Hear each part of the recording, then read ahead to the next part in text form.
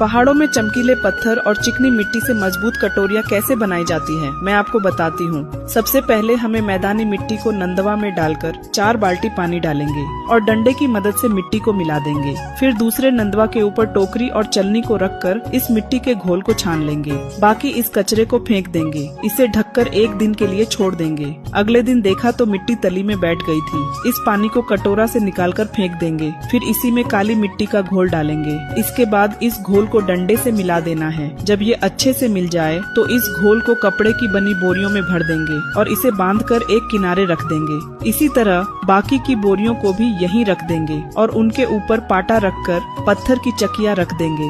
भार के कारण घोल में बचा पानी बूंद बूंद कर निकल जाएगा। अगले दिन पत्थर के टुकड़ों को चकिया में पीसकर इसका पाउडर बना देंगे। फिर इस पाउडर को नंदवा में डालकर 2 बाल्टी पानी डाल देंगे। इसके बाद लकड़ी की राख को चलनी से छान लेंगे और इसे नंदवा में इकट्ठा कर लेंगे।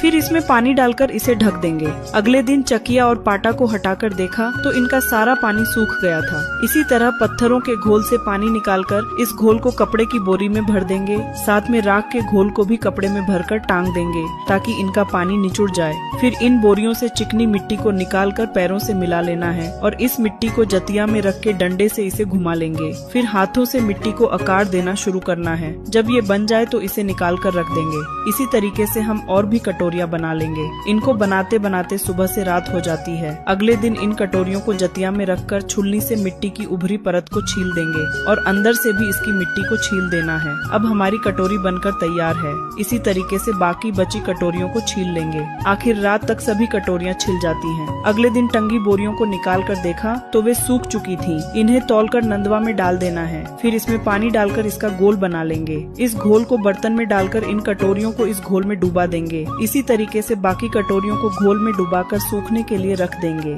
इसके बाद सांचे में भूसी की राख डालकर इन कटोरियों को रख देंगे।